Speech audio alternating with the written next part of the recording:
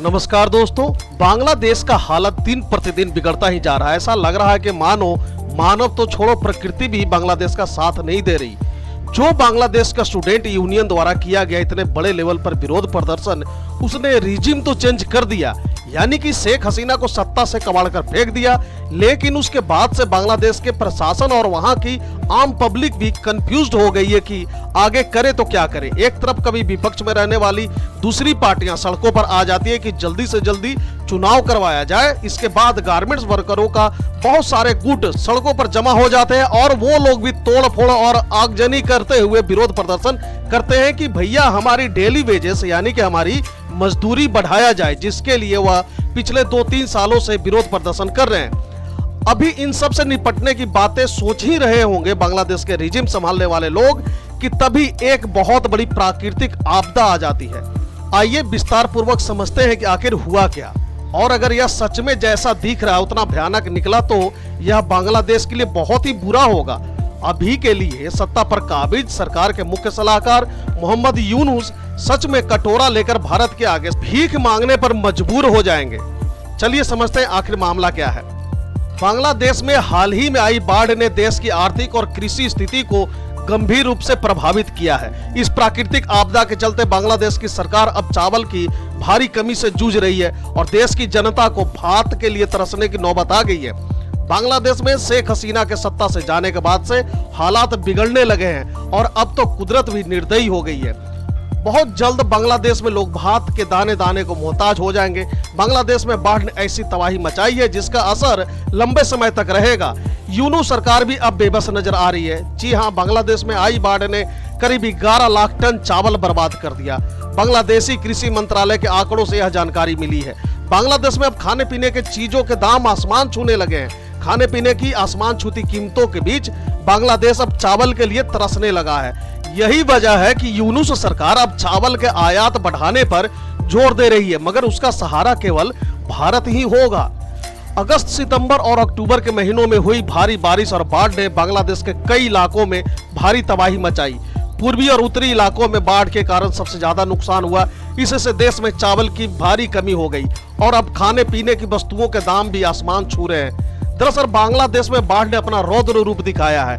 अगस्त, सितंबर और अक्टूबर में भारी मानसूनी बारिश और ऊपरी इलाकों में मूसलाधार बारिश आने से आई बाढ़ ने देश भर में भारी तबाही मचाई थी।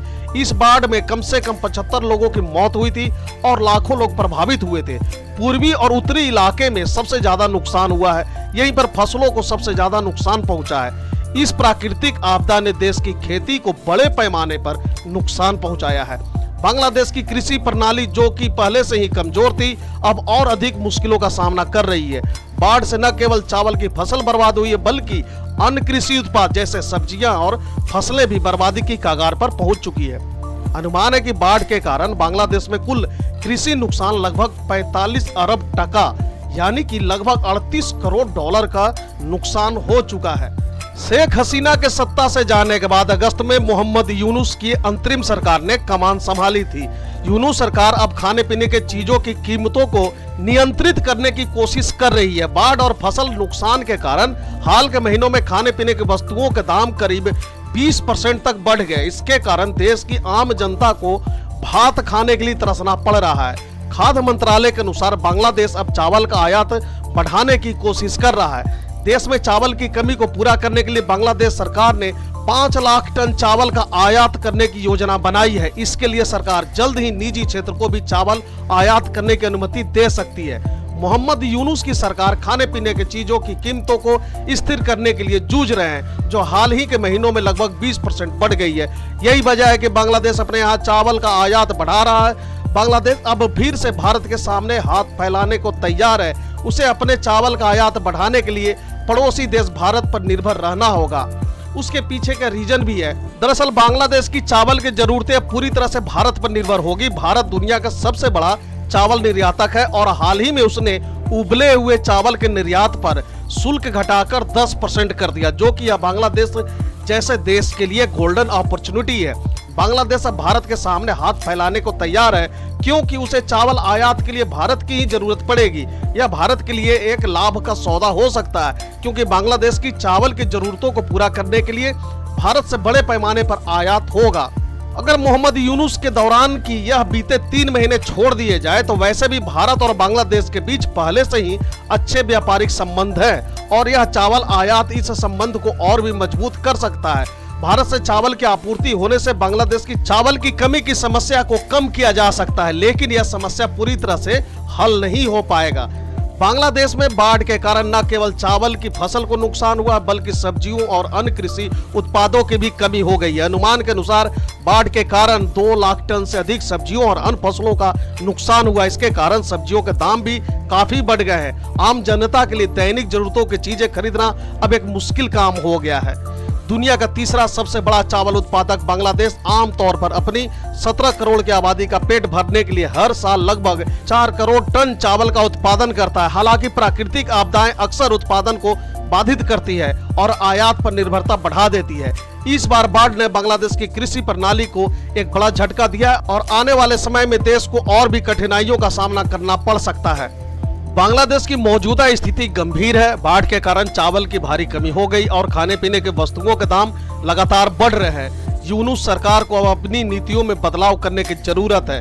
उन्हें चाहिए कि भारत के साथ मित्रतापूर्ण व्यवहार करें और अपने झूठी आन बान शान को छोड़कर भारत के साथ रिश्ते और मजबूत करने पर ध्यान दें। इसके लिए सबसे अच्छा उदाहरण मालदीव के राष्ट्रपति मोहम्मद मोइजू है, जिन्होंने भी चुनाव के दौरान इंडिया आउट का कैंपेन चलाया था। लेकिन चुनाव जीतने के बाद जब वह सत्ता संभाले तो उसके बाद वो टर्की और चीन की ओर रुख कर लिए। लेकिन जब उनके ऊपर मुसीबत बड़ी मात्रा में आ गई तब वह सब कंट्री उनके काम नहीं आए। फिर इन्होंने भारत की तरफ बड़े ही उम्मीद के नजरिए से देखा और भारत ने भी इन्हें निराश नहीं किया और मालदीव को भरपूर मदद दी। यहाँ तक कि मालदीव की सरकार सरकारी एम्प्लॉइयों को सैलरी देने तक के लिए पैसे नहीं रखे थे या यूं कहे कि नहीं बचे थे, जिसे कि भारत ने फिर से इनकी इकोनॉमी को पटरी पर लाने का काम किया और आज मोहम्मद मोइजू खुशी खुशी भारत के गुणगान गाने में लगे हैं। India out. We had a really serious problem of having the presence of foreign military in our country. Being them coming from India doesn't mean we are against India. The foreign military personnel were from India. If they were from any other country, it will be the same problem.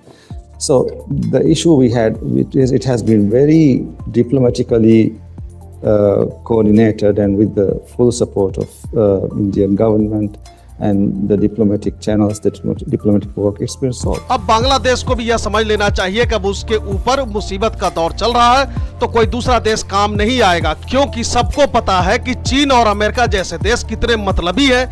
जैसे ही उनका स्वार्थ आपसे पूर्ण हो जाएगा वह आपको आपकी हालत पर छोड़कर चले जाएंगे। इसलिए अभी भी समय है, आप अपने आप में बदलाव करके कोई ठोस निर्णय लें ताकि आने वाला इतिहास आपको याद करे, वह भी अच्छे सेंस में। यूनुस सरकार को अब अपनी नीतियों में बदलाव करने की जरूरत है ताकि देश की कृषि प्रणाली को और भी मजबूत बनाया जा सके। इसके साथ ही बांग्लादेश को अपनी आयात रणनीति पर ध्यान देना होगा ताकि वह अपनी जनता की भोजन की जरूरतों को पूरा कर सके। भारत के साथ बेहतर व्यापारिक संबंध बांग्लादेश को इस संकट से उबरने में मदद कर सकते हैं। भारत की चावल निर्यात क्षमता बांग्लादेश के लिए एक संजीवनी साबित हो सकती है, लेकिन इसके साथ ही बांग्लादेश को अपनी आंतरिक समस्याओं का भी समाधान ढूंढना होगा। तो दोस्तों फिलहाल के लिए इस वीडियो में इतना ही। Thank you for watching.